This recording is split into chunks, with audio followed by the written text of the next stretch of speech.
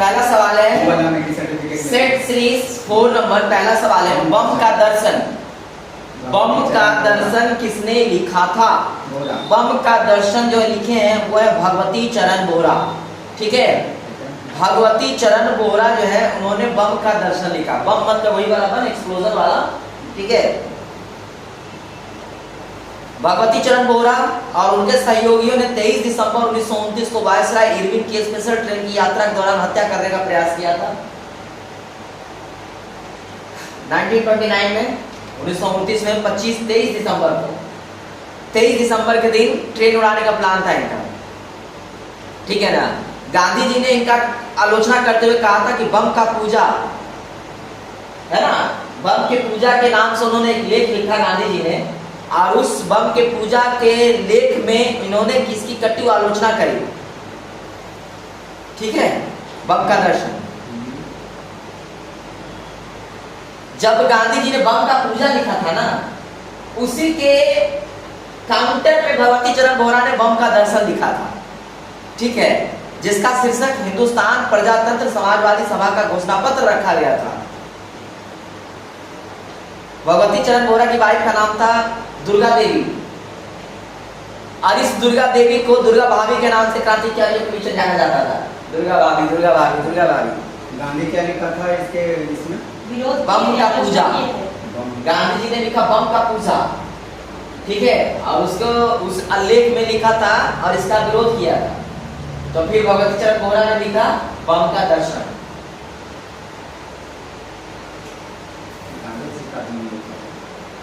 ठीक है, चलिए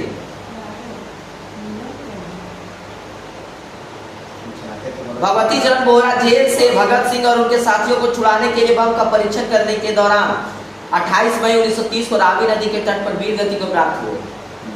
यानी जो बम उनके जीवन का संघर्ष था वही बम उनके जीवन का क्या बन गया? काल बन गया, अंतिम समय बन गया। पीछे लगाइए ना तो मच्छर नहीं जा रहा। ठीक है, अपने बम पे अपने परीक्षण कर रहे थे भगत सिंह को छुड़ाने के लिए। यही बम फोड़ेंगे। कितना अच्छा आदमी था। नीचे नीचे नीचे ये सीधा नाक में आएगा। नहीं आएगा। नया दूसरा सवाल देखिए, किसान क्या करे? किसने लिखी? तो किसान क्या करे, ये किसानों के सबसे बड़े नेता स्वामी सहजानंद सरस्वती द्वारा लिखा गया। ठीक है ना, स्वामी सहजानंद सरस्वती ठीक वही हैं जिन्होंने किसान सभा की स्थापना करी 1936 में। कहा? लखनऊ में। ठीक है, स्वामी सहजानंद सरस्वती ने बड़ी सारी किताबें लिखी है। ब्रह्मसी वंश विस्तार, ब्राह्मण समाज की स्थिति, झूठा भय मिथ्याभिमान, कर्म कलाप, किसान कैसे लड़ता है, झारखंड का किसान, मेरा जीवन संघर्ष, ये सारी किताबें स्वामी सहजानंद सरस्वती के द्वारा लिखी गई है। स्वामी सहजानंद सरस्वती एक पत्रिका भी निकालते थे, समाचार पत्र भी निकालते थे, जिसका नाम था हुंकार। नाम लिख लीजिए, हमेशा सवाल पूछता रहता है। हुंकार, स्वामी सहजानंद सरस्वती। ठीक है, स्वामी सहजानंद सरस्वती। नेक्स्ट आते हैं, समाचार पत्र है और उधर उसके संस्थापक हैं, संपादक हैं। ठीक है, तो पहला नाम है काल। काल के संपादक हुआ करते थे शिवराम महादेव परांजपे। शिवराम महादेव परांजपे ये हुआ करते थे काल समाचार पत्र के संपादक। बंगाली समाचार पत्र के संपादक हुआ करते थे कौन? सुरेंद्रनाथ बनर्जी। सुधारक समाचार पत्र के हुआ करते थे कौन? गणेश अगरकर। सुधारक के कौन? गणेश अगरकर। और सोम प्रकाश के हुआ करते थे द्वारकानाथ विद्याभूषण। ठीक है, सोम प्रकाश के हुआ करते थे द्वारकानाथ विद्याभूषण। ठीक है, अगर हिंदी भाषा के बारे में बात किया जाए तो हिंदी भाषा का जो प्रथम समाचार पत्र था वो कौन था? उदंत मार्तंड। ये 1826 ईस्वी से प्रकाशित होना शुरू हुआ था। किसके संपादकीय में? जुगल किशोर के संपादकीय में। जुगल किशोर इसको प्रकाशित किया करते थे। उसका नाम क्या था? उदंत मार्तंड। और अगर पहला समाचार पत्र बोला जाए तो हो जाएगा दी बंगाल गजट हो जाएगा, सबसे पहला समाचार पत्र। लेकिन पहला हिंदी बोला जाएगा तो हो जाएगा कौन? उदंत मार्तंड। कौन प्रकाशित कर रहे हैं? ये जुगल जुगल किशोर 1826 ईस्वी में। ठीक है ना। भारत में समाचार पत्र का जनक किसको कहा जाता है? हिक्की। किसको कहा जाता है? भारत में समाचार पत्र का जनक किसको कहा जाता है? हिक्की। हिक्की के ही निकाल में कौन ने आता था? दी बंगाल गजट हिक्की के संपादन में ही आता था। ठीक है ना। और अगर पूछा जाए कि भारतीय समाचार पत्र के जनक किसको कहा जाता है, अगर भारत में समाचार पत्र के जनक की बात की जाए तो वो हो जाएंगे हिक्की। लेकिन अगर पूछा जाए कि भारतीय समाचार पत्र के जनक किन्हें कहा जाता है तो वो हो जाएंगे राजा राम मोहन रॉय।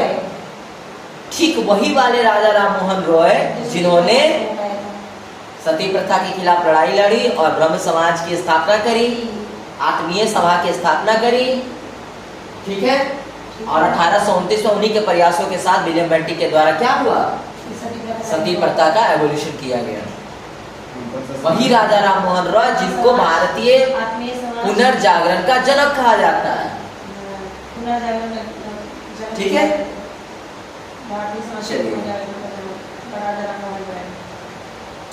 नेक्स्ट सवाल आते हैं। नेक्स्ट क्वेश्चन आते हैं, बीडी सावरकर से संबंधित निम्नलिखित कथनों में से कौन सा एक जो है वो सही नहीं है? तो इसमें कह रहा है कि ऑप्शन नंबर सी जो है वो सही नहीं है। उनकी माता का जो देहांत हुआ है 1901 में, ये गलत है। उनकी माता का जो देहांत है वो हुआ है 1892 ईस्वी में। ठीक है। उनकी माता का देहांत हुआ 1892 से। ये उतना भी इम्पोर्टेंट सवाल नहीं है, इसको याद रखना बड़ा जरूरत नहीं है। कुछ नहीं बोलूंगा गाइस, तो विवाद हो जाएगा। चलिए 5वां नंबर सवाल देखिए, निम्नलिखित में से कौन सा युग्म सुमेलित नहीं है? कौन सा युग्म सुमेलित नहीं है भैया? तो कहता है लाहौर प्रस्ताव फजलुल हक द्वारा लाया गया था। बिल्कुल, लाहौर प्रस्ताव फजलुल हक लाए गए थे। पीरपुर रिपोर्ट राजा मोहम्मद मेहदी लाए थे। गांधी योजना एन.एस. अग्रवाल लाए थे। जनता की योजना विनोदा भावे का नहीं था। जनता की योजना था M.N. रॉय का लाया हुआ। M.N. रॉय। हाँ, ठीक वही M.N. रॉय जिन्हें भारतीय संविधान का डायरेक्टर माना जाता है। M.N. रॉय।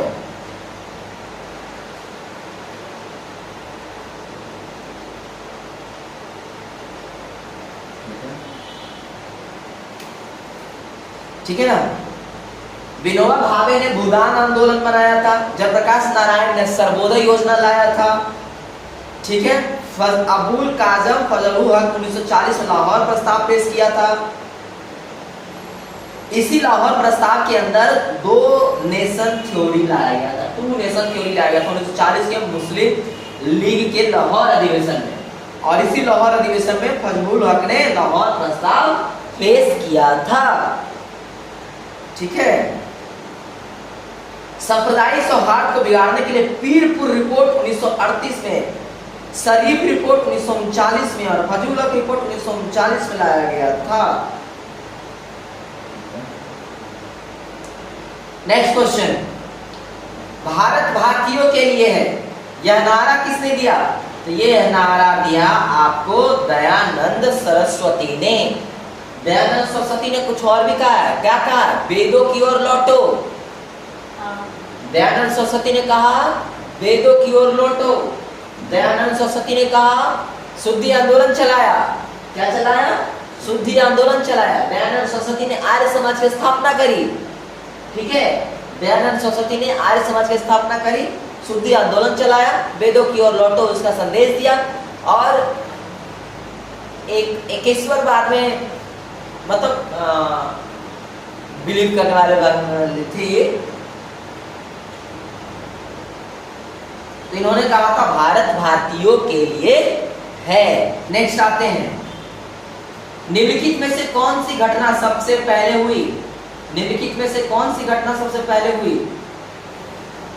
तो उचित विकल्पों में देखा जाए तो प्रथम एंग्लो सिख वॉर जो है ये होता है 1845-46 के बीच में। प्रथम एंग्लो सिख वॉर हो रहा है 1845-1846 के बीच में। संथाल विद्रोह हो रहा है 1855-1856 के बीच में। लॉर्ड लिट्टन का दिल्ली दरबार आ रहा है 1872 में। लिट्टन का दिल्ली दरबार, सॉरी माफ कीजिएगा, 1877 में लॉर्ड लिट्टन का दिल्ली दरबार आ रहा है 1 जनवरी 1877 को। और एल्बर्ट बिल विवाद आ रहा है 1884 को। 1884 को एल्बर्ट बिल विवाद आ रहा है और इसी विवाद के कारण लॉर्ड रिपन को क्या देना पड़ गया था? एल्बर्ट बिल विवाद की वजह से ही लॉर्ड रिपन को क्या देना पड़ गया था?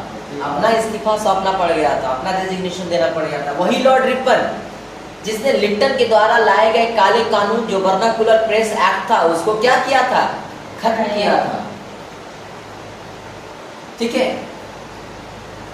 रिपन थोड़ा सा इंडिया टिल्टेड था। तो इनमें से कौन सी घटना पहले होगी? एंग्लो सिख वॉर होगा 1845-46 में।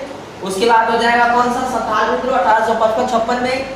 उसके बाद हो जाएगा आपका लिट्टन का दिल्ली दरबार 1877 में। और सबसे लास्ट हो जाएगा एल्बर्ट बिल विवाद 1884 में। कुंवर सिंह के विरुद्ध आरा में अंग्रेजी फौज का नेतृत्व करने वाला पहला सेनानायक इनमें से कौन था? तो उसका नाम था कैप्टन डनवर। क्या नाम था उसका? कैप्टन डनवर। ठीक है, कुंवर सिंह के खिलाफ जो अंग्रेजी फौज का नेतृत्व किया उसका नाम था कैप्टन डनवर। ठीक है ना। और कुंवर सिंह ने कहां से विद्रोह का नेतृत्व किया था? जगदीशपुर आरा से, है ना। 9वां नंबर देखिए, सेंट्रल लेजिस्लेटिव असेंबली का प्रथम भारतीय स्पीकर कौन था? सेंट्रल लेजिस्लेटिव असेंबली का पहला भारतीय स्पीकर था विट्ठल भाई पटेल। कौन था? विट्ठल भाई पटेल। विट्ठल भाई पटेल 1925 ईस्वी में 1925 में सेंट्रल लेजिस्लेटिव काउंसिल के स्पीकर चुने गए।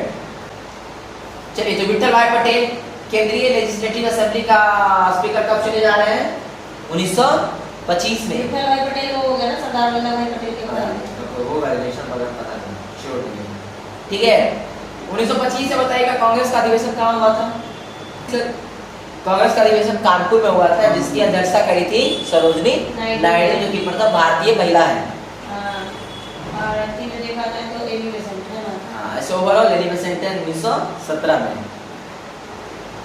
किसने कहा था डोडो की भांति साम्राज्यवाद कैपिटलिज्म दिवंगत हो चुका है? किसने कहा था डोडो की भांति साम्राज्यवाद दिवंगत हो चुका है? किसने कहा था? विंस्टन चर्चिल ने। विंस्टन चर्चिल ने कहा था डोडो की भांति साम्राज्यवाद क्या हो चुका है? दिवंगत हो चुका है। विंस्टन चर्चिल के द्वारा बड़ी सारी कहानी कही गई है। एक कहावत उसका ये भी है कि कभी नहीं हार कभी मत मानो।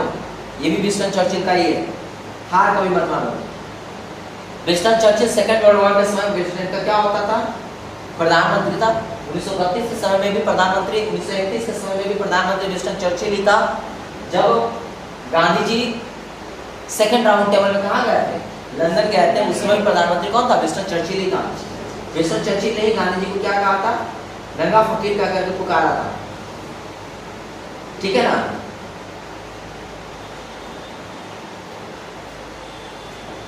चलिए, नेक्स्ट क्वेश्चन है, भारत में जिस प्रथम राजनीतिक संगठन की स्थापना 1838 में, उसका नाम क्या था? तो भारत में पहली राजनीतिक संगठन 1838 में बन रही है और उसका नाम है लैंड होल्डर सोसाइटी, यानी जमींदारी एसोसिएशन। लैंड होल्डर्स एसोसिएशन, जिसको जमींदारी एसोसिएशन यहाँ कहा जा रहा है, वही है। 1838 में बन रहा है। वो कब बन रहा है? 1838 में बन रहा है। ठीक है ना। British India society, British India society जो बन रहा है, ब्रिटिश इंडिया सोसाइटी जो बन रहा है वो 1839 में बन रहा है। 1839 में बन रहा है एडम्स और राजा राम मोहन रॉय के द्वारा। एक एडम्स है और दूसरे हैं राजा राम मोहन रॉय। इन दोनों ने मिलकर के ब्रिटिश इंडिया सोसाइटी की स्थापना करी 1839 में। और एक और एसोसिएशन है Bengal British India society, Bengal British India society. इसकी स्थापना जॉर्ज थॉमसन ने करी, जॉर्ज थॉमसन के द्वारा किया गया। ये कब किया जा रहा है? 1843 में। कब किया जा रहा है? ये 1843 में। ठीक है, कैसे कैसे बन रहा है ये? 1838 में लैंड होल्डर्स बना, 1839 में ब्रिटिश इंडिया एसोसिएशन बना, 1843 में बंगाल ब्रिटिश इंडिया सोसाइटी बना। ठीक है। निम्नलिखित किस अधिनियम ने भारतीयों को अपने ही देश के प्रशासन में पहली बार अवसर दिया है? तो पहली बार अवसर दिया भारतीय परिषद अधिनियम 1861 में। ठीक है ना, भारतीय परिषद अधिनियम 1861 में पहली बार क्या हुआ था? तीन भारतीयों को नॉन ऑफिशियल मेंबर के रूप में चुना गया था। कहां पे?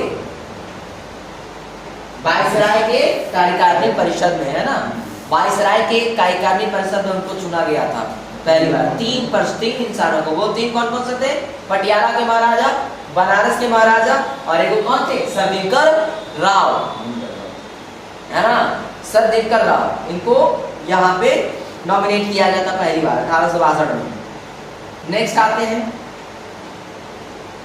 महात्मा गांधी उस समय कहाँ थे जब इटली ने हाउस ऑफ कॉमन्स में सत्ता के हस्तांतरण की घोषणा करी? तो वो थे नई दिल्ली में। महात्मा गांधी उस समय नई दिल्ली में थे जब इटली ने हाउस ऑफ कॉमन्स में सत्ता के हस्तांतरण की घोषणा करी। सत्ता के हस्तांतरण की घोषणा कब की जा रही है? 20 फरवरी 1947 को। कब की जा रही है घोषणा? 20 फरवरी 1947 को इटली क्या करता है? इसकी घोषणा कर देता है। कब तक की घोषणा करता है? कहता है जून 1948 तक भारत को क्या करेंगे? पूरी तरीके से सत्ता ट्रांसफर कर देंगे। घोषणा हो जाता है 20 फरवरी 1947 को। 20 फरवरी 1947 20 फरवरी 1947 को घोषणा हो जाता है। उस घोषणा में यह कहा जाता है कि हम जून 1948 तक एनी हाउ ये पूरी तरीके से हम सत्ता क्या करेंगे? ट्रांसफर कर देंगे। ठीक है ना। फिर क्या होता है? 3 जून को माउंटबेटन प्लान आता है। 3 जून 1947 को माउंटबेटन प्लान आता है और उसी प्लान के आधार पर 15 जुलाई 1947 को और 16 जुलाई 1947 को भारतीय स्वतंत्रता विधेयक पारित कर लिया जाता है। ठीक है। 3 जून को माउंटबेटन प्लान आ रहा है और 15 जुलाई को क्या हो रहा है? भारत का स्वतंत्रता अधिनियम क्या हो रहा है? पारित हो जा रहा है। ठीक है। इंडियन फ्रीडम एक्ट वो वहां पारित हो जा रहा है लंदन में। ठीक। और वो फिर भारत से प्रभावी कब हो रहा है? 14 अगस्त और 15 अगस्त के दिन से भारत में प्रभावी और पाकिस्तान में प्रभावी दोनों देश में हो जाता है। नेक्स्ट आते हैं, वही वाला सवाल है 13 नंबर वाला सवाल 14 में दे दिया है कि कब घोषणा कर रही है? कब घोषणा कर रही है जी? मेरी ऑडियंस बताइएगा कब घोषणा करी? 20 फरवरी 1947 को। चलिए नेक्स्ट, कैबिनेट मिशन के भारत आगमन के समय भारतीय राष्ट्रीय कांग्रेस का अध्यक्ष कौन था? कैबिनेट मिशन भारत कब आया? 1946 में। और याद कीजिए 1940 से लेकर के 1946 तक मौलाना अब्दुल कलाम भारत के कौन थे? वो कांग्रेस के वो अध्यक्ष कौन थे? तो मौलाना अबुल कलाम आजाद थे, क्योंकि उसके बाद हुआ ही नहीं कोई मेजर। ठीक है। मौलाना अबुल कलाम आजाद थे भारतीय राष्ट्रीय कांग्रेस के अध्यक्ष और इसके बाद ये इस्तीफा दिए तो कौन बन जाते हैं? जेबी कृपलानी, है ना। 1946 तक रह जाते हैं मौलाना अबुल कलाम आजाद और 1947 से चुने जाते हैं कौन? जेबी कृपलानी, है ना। तो जब भारत आजाद होता है उसमें रहते हैं जेबी कृपलानी। राज्य विभाग की स्थापना किसकी अध्यक्षता में की गई थी? तो राज्य विभाग की स्थापना पूरी तरीके से किनके अधीन था जी? सरदार पटेल के अधीन था। पूरी तरीके से सरदार पटेल के अधीन था। सरदार वल्लभ भाई पटेल के अधीन था पूरी तरीके से। क्या? राज्य का जो है कि कौन सा राज्य कैसे जुड़ेगा, कौन सा राज्य कैसे हटेगा, पूरी तरीके से किनके हाथों में था? सरदार पटेल के हाथों में था। और आज कश्मीर भारत का हिस्सा नहीं है तो लोग नेहरू को दोष देते हैं। करते हैं। ठीक है जी, विवाद हो जाएगा, कुछ नहीं बोलेंगे। 1937 में नेक्स्ट सवाल आ जाइए। 1937 से संपन्न विधानसभा चुनावों में इंडियन नेशनल कांग्रेस को निम्न में से किस प्रांत में पूर्ण बहुमत नहीं मिला था? तो याद कीजिए 1937 में इलेक्शन हुआ था। टोटल 11 प्रांत में, 11 में से टोटल 7 प्रांतों में कांग्रेस ने विजय प्राप्त कर ली। 7 प्रांतों में कांग्रेस ने विजय प्राप्त करी पूर्ण बहुमत से। ठीक है। कुछ प्रांतों में भारत, कुछ प्रांतों में कोalition की गवर्नमेंट बनी। 2 प्रांत ऐसे थे, 3 प्रांत ऐसे थे जिसमें मुस्लिम लीग का पूरा बहुमत था। तो पूर्ण बहुमत नहीं मिला था पंजाब में। 60 प्रांतों में पूर्ण बहुमत था, पंजाब में पूर्ण बहुमत नहीं था, पर पंजाब में जीता था। बहुमत भले नहीं था पर जीत गया। चलिए 18 नंबर आइए। ब्रिटिश निर्मित उत्पादों का गांधी का बहिष्कार प्रभावी हुआ, क्योंकि ब्रिटेन भारत को एक बड़ा क्या मानता था जी, ब्रिटिश जो है भारत को क्या मानता था, तो ब्रिटिश भारत को अपना एक बाजार मानता था, है ना। वो समझता था कि हम लोग अपना सामान बनाएंगे और यहाँ लाके बेचेंगे। रॉ मटेरियल भारत से ले जाएंगे लेकिन यहाँ पे नहीं बनाएंगे, क्योंकि जब रॉ मटेरियल भारत से निकाल करके भारत में ही बनाएंगे तो हमको यहाँ पे फैक्ट्री लगानी पड़ेगी, हमको यहाँ के मजदूरों को नौकरी देना पड़ेगा, ऊपर से जो सामान है ना वो सामान भी हमको यहाँ पे सस्ता देना पड़ेगा। इसलिए वो करते क्या थे, यहाँ से रॉ मटेरियल उठा करके पहले लंदन ले जाते थे, लंदन में ले जा करके सामान बनाते थे, फिर सामान को वापस इंडिया लाते थे और तब बेचते थे। 9 का 13 90 खर्चा।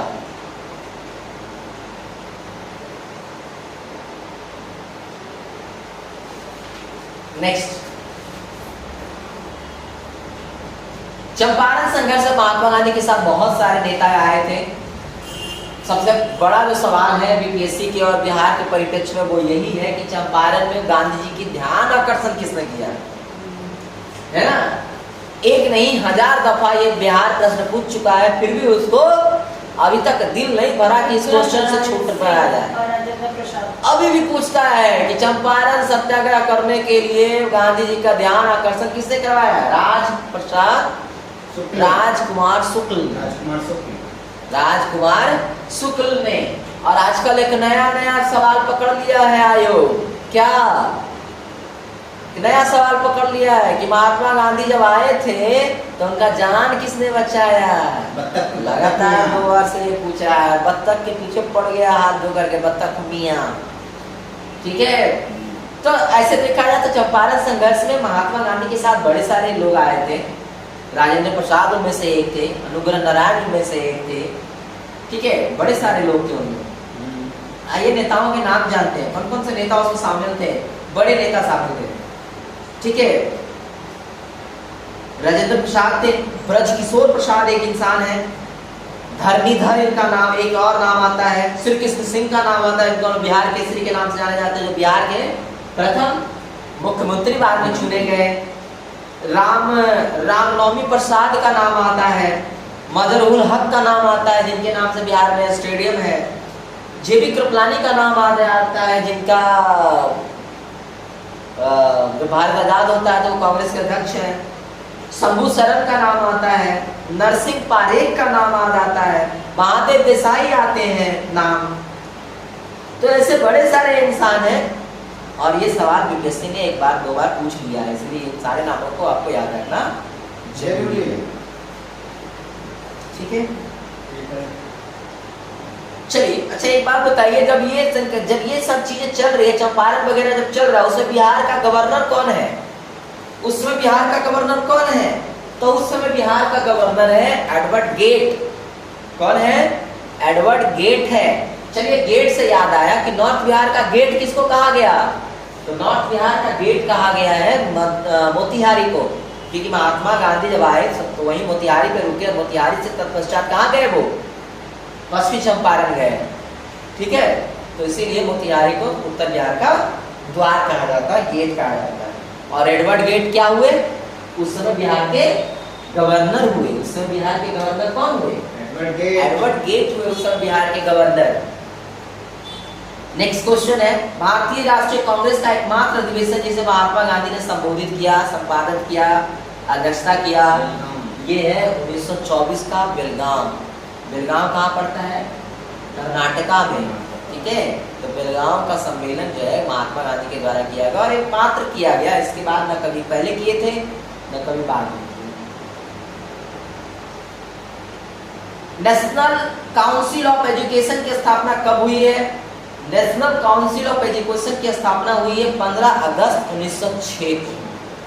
नेशनल काउंसिल ऑफ एजुकेशन की स्थापना हो रही है 15 अगस्त 1906 ईस्वी को।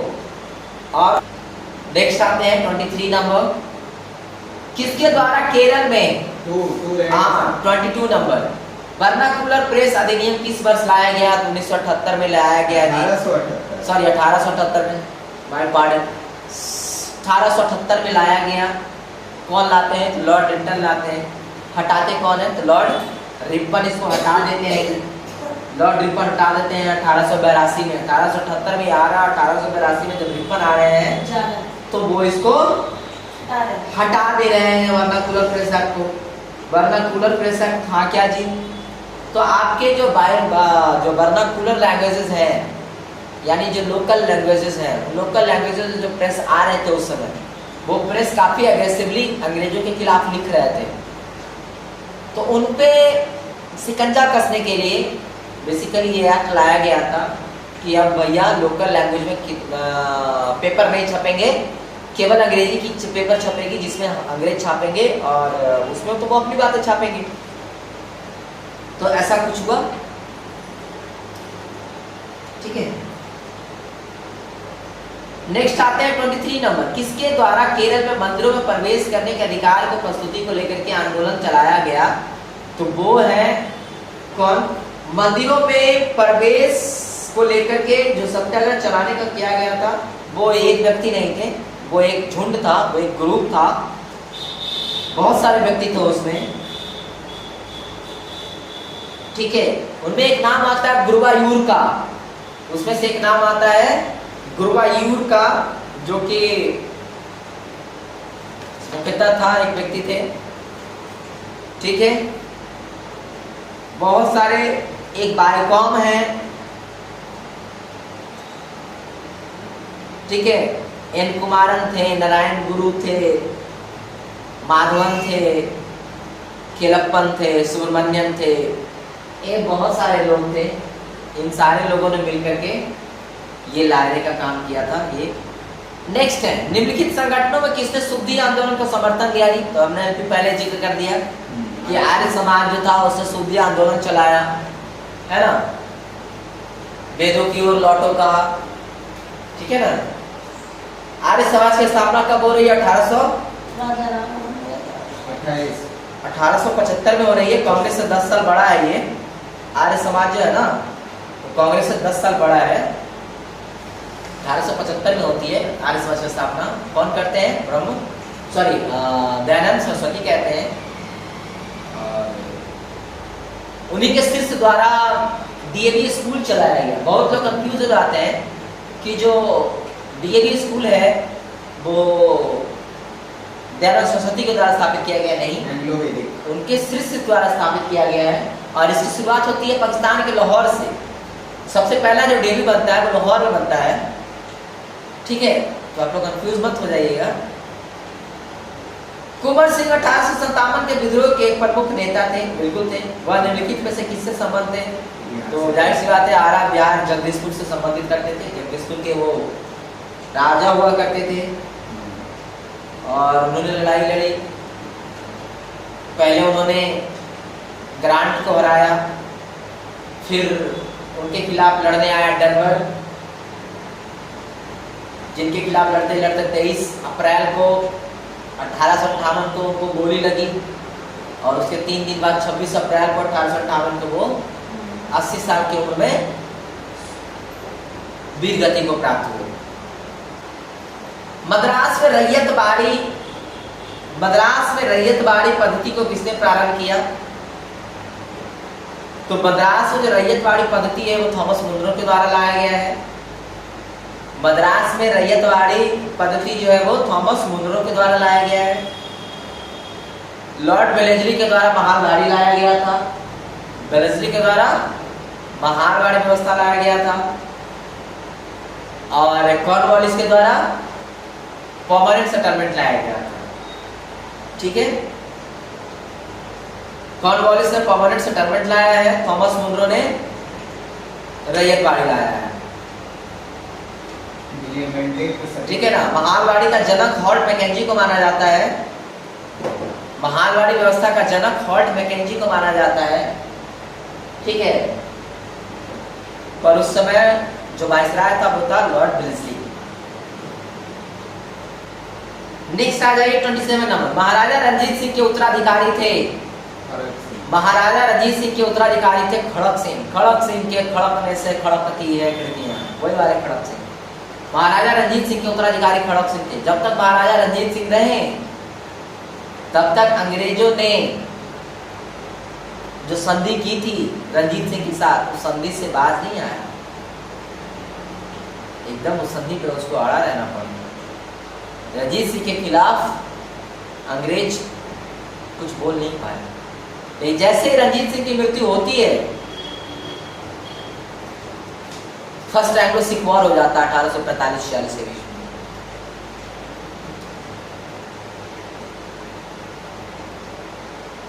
है ना। महाराजा रणजीत सिंह का जो शासनकाल है वो 1798 से लेकर के 1840 तक का है।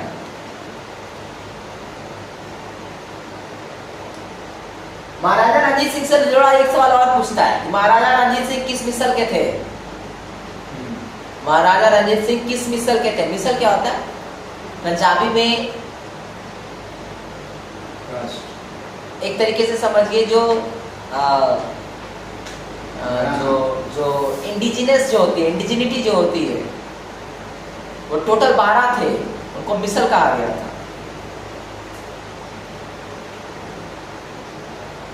उनमें से जो एक मिसल है जिसका नाम है सुकर चकिया मिसल के थे ये रणजीत सिंह। और रणजीत सिंह ये पहले इंसान है जिन्होंने ये 12 मिसल को क्या किया है, संगठित किया। वरना पहले ये 12 मिसल आपस में ही लड़ते थे। ये जो 12 मिसल है ये आपस में ही लड़ा करते थे, पर महाराजा रणजीत सिंह आए और उन्होंने इन 12 मिसलों को क्या किया, संगठित करने का काम किया। तो ये सुकर चकिया मिसल के थे महाराजा रणजीत सिंह।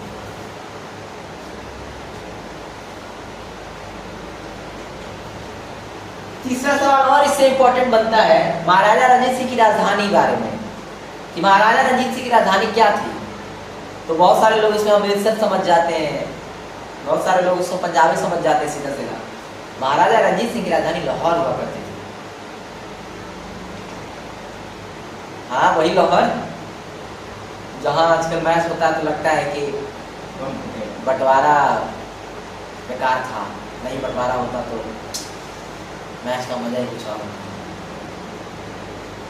खाली क्रिकेट मैच के दिन एहसास आता है कि बंटवारा नहीं होना चाहिए। नंबर, सिंधु सभ्यता के बारे में कौन सा कथन असत्य है? नगरों में नारियों की सुदृढ़ व्यवस्था थी, बिल्कुल थी। व्यापार और वाणिज्य उन्नत था, बिल्कुल था। मातृ देवी की उपासना करते थे, बिल्कुल करते थे। पेट से क्या निकला है, वृक्ष दिखाई दे रहा है ना, पेट से एक वृक्ष दिखाई दे रहा है। और लोग लोहे से परिचित थे, नहीं जी नहीं।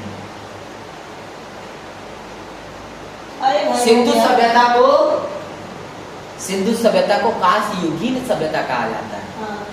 सिंधु सभ्यता में कांसे के चलते थे चीजें, लोहा से लोग परिचित नहीं थे। जब लोहे का ज्ञान आने लग गया, वो तो उत्तर वैदिक काल था, वैदिक काल में भी नहीं, ऋग वैदिक काल में नहीं, उत्तर वैदिक काल में जाकर के लोगों को लोहे की ज्ञान होने लग गई। चलिए नेक्स्ट सवाल आते हैं। आध्यात्मिक ज्ञान के विषय में नचिकेता और यम का संवाद होता है। बहुत बढ़िया। नचिकेता एक बहुत ही छोटा बच्चा है और यमराज से यमराज है, और नचिकेता और यम के बीच बहुत ही कठोर संवाद हो रहा है। उस संवाद को एक उपनिषद में दिखाया गया है, और वो चूंकि इतना कठोर संवाद है इसीलिए उस संवाद को कठोर उपनिषद में संजोग किया गया है। क्योंकि ये संवाद बहुत कठोर है, इसीलिए उस उपनिषद का नाम भी कठोपनिषद है। ठीक है जी, कठोपनिषद। सबसे बड़ा उपनिषद अगर आपसे पूछे, उपनिषदों की संख्या आपसे पूछे, उपनिषदों की संख्या कितनी? 108। और सबसे बड़ा उपनिषद कौन? बृहदारण्यक उपनिषद। बृहदारण्यक उपनिषद जो सबसे बड़ा उपनिषद है, उसी में कहा गया अहम ब्रह्मस्मि। जीवन और मरण का लेख उसी में लिखा गया, अहम ब्रह्मस्मि। बृहदारण्यक। प्राचीन नगर तक्षशिला, जो कि मौर्य के साम्राज्य में सबसे बड़ा शिक्षा का क्षेत्र हुआ करता था। अभी वो पाकिस्तान में है। कौन कौन सी दो नदियों के बीच पड़ता है ये तक्षशिला? सिंधु और झेलम। तो ये पड़ता है सिंधु और झेलम दरिया के बीच में।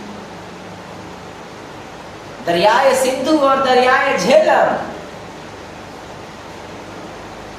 इन दोनों के बीच में पड़ता है प्राचीन नगर तक्षशिला। जहां तो प्रोफेसर कौन हुआ करते थे? चाणक्य। तक्षशिला के प्रोफेसर हुआ करते थे चाणक्य। ये नेक्स्ट वाला सवाल वही पूछ दिया है जी, मौर्य काल में शिक्षा करने का सर्वाधिक प्रसिद्ध केंद्र कौन था? तक्षशिला था। रंगमहल संस्कृति, रंगमहल संस्कृति संबंधित है किससे? तो कुषाणों से। रंगमहल संस्कृति किससे संबंधित है? कुषाणों से। कुषाणों का सबसे बड़ा नेता कौन? कनिष्क। कुषाणों का सबसे बड़ा नेता कौन? कनिष्क। कुषाणों की जो राजधानी हुआ करती थी वो कहाँ? तो कश्मीर। कुषाणों की राजधानी कहाँ हुआ करती थी? कश्मीर। कनिष्क का जो ग्रंथ है वो लिखा गया किसके द्वारा? राजतरंगिणी कलह के द्वारा। किसके द्वारा? राजतरंगिणी कलह के द्वारा लिखा गया है, ठीक है, जिसमें कनिष्क के वर्णन है और कनिष्क के राज्य के वर्णन है, राजधानी के वर्णन है उसमें, ठीक है, राजतरंगिणी में।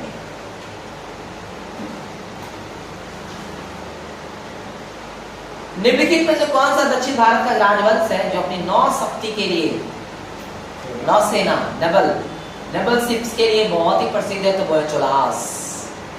Cholas are very, Cholas were sorry are नहीं were, Cholas were very very prominent in South India. उनका साम्राज्य इधर अंडमान लेकर के, इधर म्यांमार लेकर के, इधर पूरा श्रीलंका तक ये उनका पूरा साम्राज्य हुआ करता था। इतनी स्ट्रॉन्ग नेवी थी ना चोलास की कि वो किसी को भी समुद्र में टिकने नहीं देते थे।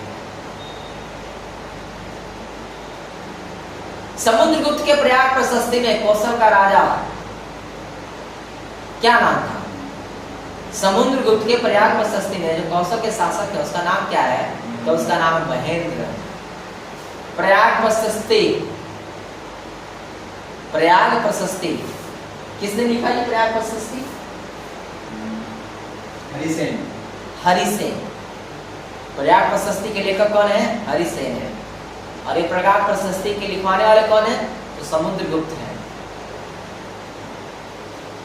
समुद्रगुप्त वही जिन्हें भारत का क्या कहा जाता है? नेपोलियन कहा गया है। समुद्रगुप्त वही जिन्हें भारत का नेपोलियन कहा गया है। लिंगा राजा टेम्पल, लिंगा राजा टेम्पल, लिंगा राजा टेम्पल कहाँ है जी? तो भुवनेश्वर में है। लिंगा राजा टेम्पल कहाँ है? भुवनेश्वर में है। लिंगा राजा टेम्पल का निर्माण किसने करवाया था? ययाति केसरी के द्वारा करवाया गया था। ययाति केसरी किसके द्वारा? ययाति केसरी, ययाति केसरी के द्वारा लिंगा राजा टेम्पल का निर्माण करवाया गया। और ये ययाति केसरी किस वंश का शासक था? सोम वंश का। किस वंश का शासक था? सोम वंश का शासक था ये ययाति केसरी, ठीक है ना। और लिंगा राजा टेम्पल जो है वो कौन सी शैली में बनाया गया है? मंदिरों की किस शैली में लिंगा राजा टेम्पल को बनाया गया है? तो नागरा शैली में, है ना। मंदिरों की शैली में? नागरा शैली में। दो ही शैली होती है मंदिर की, एक होती है द्राविडियन और एक होती है नागरा, ठीक है ना। द्राविडियन में आपको क्या देखने को मिलेगा कि मंदिर के ऊपर उभरे उभरे पिक्चर्स रहेंगे और मंदिर में उस तरह का शंकुआकार नहीं देखने को मिलेगा, ठीक है, उस तरीके का गुंबद नहीं देखने को मिलेगा। लेकिन आपको नागरा स्टाइल में क्या मिलेगा? आपको एक गुंबद जैसा कुछ आर्किटेक्चर देखने को मिलेगा, ऊपर में मीनार मिलेगा, ठीक है। ये आपका नागरा शैली है जो आपको नॉर्थ इंडिया में देखने को मिल जाता है। और द्राविडियन शैली जो है आपको साउथ इंडिया में देखने को मिल जाता है, ठीक है। इस राजा ने मानसेलास शीर्षक से एक ग्रंथ की रचना की थी, वो था सोमेश्वर तृतीया। कौन था? सोमेश्वर तृतीया था वो, ठीक है ना, सोमेश्वर तृतीया था। और ये सोमेश्वर तृतीया बेसिकली है कौन? सोमेश्वर तृतीया जो है ना चालुक्य वंश के शासक हैं। सोमेश्वर तृतीया जो है वो चालुक्य वंश के शासक हैं, ठीक है ना। मानसेलास चिंतामणि नाम से भी जाना जाता है। अभिलाषी तार्थ चिंतामणि, ये मानसेलास जो है ना ग्रंथ, इसको अभिलाषी तार चिंतामणि नाम से भी जाना जाता है।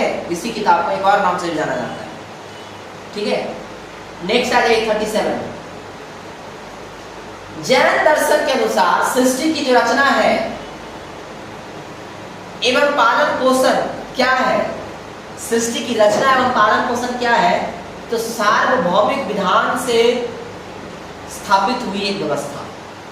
सार्वभौमिक विधान से स्थापित हुई व्यवस्था है सृष्टि की रचना और पालन पोषण। कौन कर रहा है? सार्वभौमिक विधान से हो रहा है ये चीज, ठीक है ना। हम आप कुछ नहीं कर रहे हैं, सब विधाता कर रहा है। 1303 में ककातिया शासकों की सेना ने निम्नलिखित में से किसकी सेना को पराजित किया? अलाउद्दीन खिलजी। 1303 में किसकी सेना रहेगी? 1206 में दिल्ली सल्तनत की स्थापना होती है। 1206 में दिल्ली सल्तनत की स्थापना होती है। कुतुबुद्दीन ऐबक इसकी स्थापना करता है। पहला वंश जो था ममलूक वंश, जिसको गुलाम वंश के नाम से भी हम लोग जानते हैं, स्लेव डायनेस्टी के नाम से अंग्रेजी में जानते हैं, है ना। पहला राजा होता कुतुबुद्दीन ऐबक। दूसरा राजा जो होता है वो उसका दामाद इल्तुतमिश होता है। तीसरा राजा कोई राजा नहीं होती बल्कि रानी होती है, उसका नाम होता है रजिया, जो कि एकमात्र सुल्तान है, दिल्ली सल्तनत काल की एकमात्र सुल्तान है। उसके बाद भी कोई नहीं आया, उससे पहले भी कोई नहीं आया था। उसके बाद बहुत सारे रूलर आते हैं, फिर आता है बलबन, और वो बहुत सारे साल चलता है, ममलूक खत्म हो जाता है। उसके बाद खिलजी की स्थापना होती है जलालुद्दीन खिलजी के द्वारा, जिसको कि उसी के भतीजे मार करके अलाउद्दीन खिलजी स्थापित करता, गद्दी बैठता है और 1320 तक इसकी स्थापना करती है। 1320 तक इसकी रहती है। उसके बाद फिर आ जाते हैं कौन? तुगलक्स। तुगलक्स के बाद आते हैं सैयद्स, और सैयद के बाद आते हैं लोडीज, जो कि बाद में इब्राहिम लोदी बाबर के द्वारा हराया जाता है और दिल्ली सल्तनत खत्म होता है 1526 के बैटल ऑफ पानीपत में। और वहां से फिर शुरू होती है क्या? दी मुगल एरा, मुगल काल शुरू हो जाता है। ठीक है।